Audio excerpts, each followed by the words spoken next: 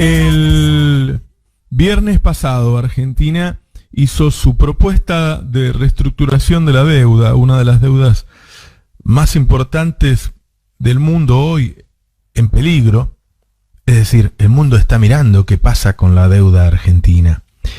Y de ahí en más, durante 2 o 3 días, los medios se pusieron a ser voceros de los acreedores y a decir que no era seria la propuesta, que así íbamos a terminar en default y íbamos a tener un dólar a 200 o 300 pesos y nos íbamos a morir todo de hambre y que los acreedores no lo iban a aceptar. Y todo eso fueron tapas de los diarios durante 2 o 3 días. Hasta que ayer Guzmán le contestó a los acreedores. El ministro de Economía del país en cuestión le contestó a los acreedores. Les dijo que la única oferta era esa y que no amenazaran con el default, porque ya estábamos en default, que en default nos dejó Macri, que las consecuencias del default ya le estábamos sufriendo, así que no nos asustaran con eso. Esa noticia obviamente fue levantada por los medios porque es imposible no levantarla, pero no fue la tapa de los diarios. No, hicieron como que no consideraran relevante que el ministro de Economía hablara por primera vez después de la propuesta de la oferta y rechazara los términos de los acreedores. Estos mismos medios, durante todos estos días, estuvieron furiosos por la posibilidad de que se cobre un impuesto a las grandes fortunas. Los medios no hablan solo por intermedio de los periodistas. Los medios ponen en aire a tipos como Melconian, como Espotorno, empresarios, deporte, ¿sí? Es decir, los medios son eso, un medio para que la gente hable. Y no solo hablan los periodistas, ahí se expresa todo el establishment en un enorme rechazo a la propuesta de deuda, al impuesto a la fortuna, a la cuarentena. Ahora, todos estos tipos que opinan, grandes empresarios, economistas a sueldo, periodistas a sueldo, ¿están discutiendo plata? ¿Están discutiendo el 1% de su fortuna? Que es un 1% que va y viene, ¿viste? Hoy haces un negocito un poquito mejor, otro día un poquito peor. ¿Están discutiendo eso? ¿A vos te parece? Yo tengo para mí que no. Yo creo que lo que están discutiendo ellos es si este gobierno tiene el poder para semejante desafío al poder económico, o si no se lo van a permitir, o si no le van a permitir una enorme quita de la deuda, o si no le van a permitir que ose cobrar un impuesto extraordinario a las grandes fortunas, o si no le van a permitir al gobierno decir, su empresa se queda cerrada hasta que yo lo diga. ¿Por qué? Porque eso es lo que se disputa a lo largo de toda la historia, y eso es lo que está en disputa hoy en el mundo. En un mundo que avanzaba hacia la plutocracia, hacia el gobierno de los ricos, el pueblo empieza a ver que por ahí es mejor que los gobiernen los políticos. Es decir, nosotros todos estos años seguimos eligiendo presidentes, sí, y los presidentes actuaban como quería el pueblo, tenían en su administración algún hito de lo que habían prometido en la elección, o gobernaban para los ricos, ¿no es cierto? Ahora se va dando cuenta este gobierno que tiene el poder para gobernar para quienes ellos quieren. Y por eso aparecen estas críticas bobas. Hablan del Estado bobo. Son críticas bobas al Estado bobo. Son críticas bobas en donde se ponen a comparar a Alberto Fernández con Merkel. Son críticas bobas las que dicen que el Parlamento no está funcionando cuando sí está funcionando. Porque ellos hoy están a la defensiva. En decir que Aníbal Fernández mató a 3 tipos y qué sé yo. No, hoy están a la defensiva. Todo el poder económico está a la defensiva. En un mundo que marcha o marchaba hacia la plutocracia, acá manda Alberto y el peronismo, claramente. Hay un poder que logró que la gente se quede en la casa, que los empresarios cierren la ventana y se callen la boca, ¿sí? Que van a pagar ese impuesto y lo van a pagar, que van a hacer esa quita y la van a hacer. Ayer Guzmán dijo algo bien interesante. Dijo, a ver, esto es una posibilidad de que el mundo cambie hacia una situación más justa, pero eso se está discutiendo todavía, porque hay resistencias. Lo mismo había dicho Juan Alemán el otro día, ¿no? Ahora, en esa pelea, en Argentina da la impresión de que va ganando la política. Y esta coalición que se había armado para sobrevivir, claramente se había armado para sobrevivir, y que empezó a gobernar casi en puntas de pie. Este gobierno no empezó como Macri, que hacía lo que se le cantaba, que devaluaba un 50%, que subía las tarifas, que hacía lo que metía gente presa. No, este gobierno empezó despacito, diciendo, subo un poquito esta jubilación acá, la otra la toco, le devuelvo el IVA a los alimentos, muy cautelosa, porque era un gobierno que se había armado para sobrevivir después de varios años en que el peronismo había sido perseguido y en muchos casos encarcelado. Para eso se armó la coalición. Ahora, hoy, esa coalición está cohesionada y con un liderazgo muy fuerte. Hoy, lo que puede esa coalición ya no es sobrevivir, sino cambiar el statu quo del país. Hoy, este gobierno, con esta coalición tan cohesionada, que en estos días hemos tenido la suerte de hacer varias entrevistas, entre ellas a Sergio Massa, es decir, escuchamos a Sergio Massa y al ministro Guzmán hablando en el mismo idioma. Hoy hay un peronismo cohesionado, con un liderazgo de un presidente con una imagen altísima. Y muchos dicen, sí, bueno, también el presidente de Italia es un desastre, tiene imagen alta. No, el presidente de Italia, en vez de tener un 5, tiene un 20. No tiene un 80. ¿Sí? En esta lucha sin fin, que es la lucha de clases, hoy ellos están a la defensiva. Ellos le llaman grieta y dicen, bueno, ahora viene el fin de la grieta. Acá no hubo ninguna grieta, acá hubo una persecución de un grupo político hacia el otro, que no es la primera vez que lo hace. En el 55 bombardearon la plaza, en los 70 tuvimos 30.000 desaparecidos, y ahora la persecución fue un poquito más sofisticada, se hizo con jueces y con periodistas, pero metió un montón presos y a los otros los asustó tanto que no eran capaces de decir nada. Bueno, hoy eso cambió. Hoy eso cambió.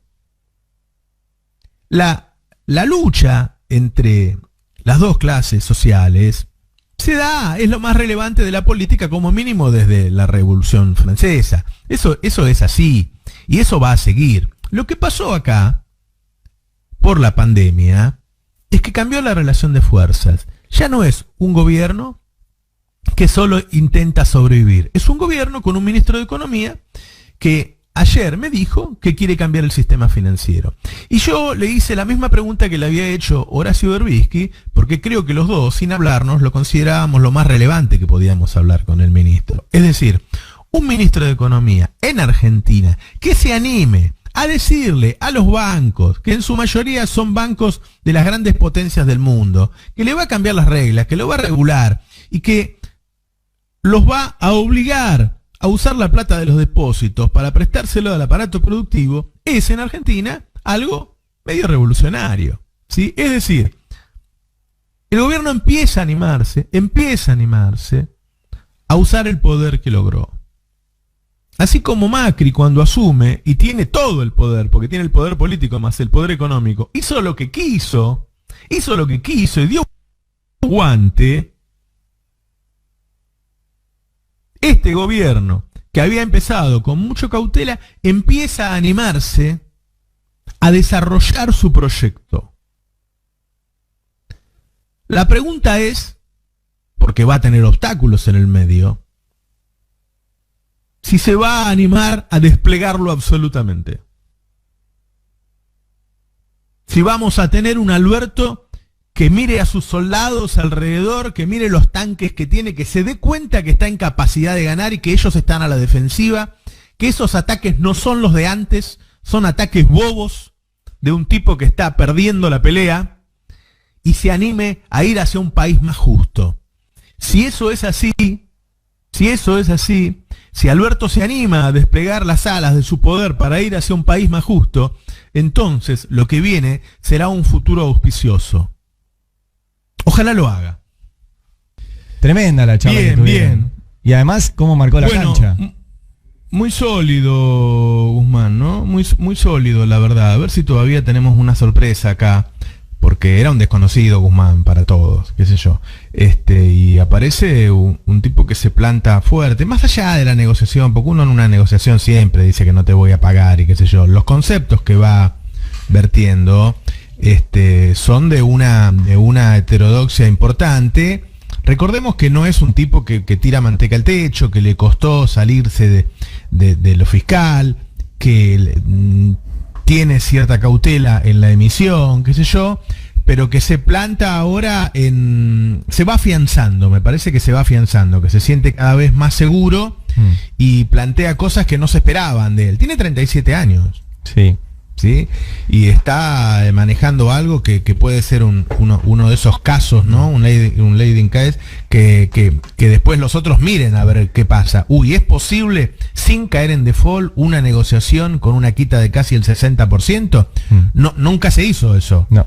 Los países que caen en default, sí. Pero sin caer en default, plantarte un día y decirte, che, mirá, esto es así, y guarda que el vencimiento es hoy.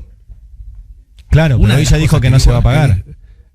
Ayer dijo que hoy no paga. Claro. Por eso digo, ayer tiró muchos títulos. Sí. Ayer dijo que hoy no paga.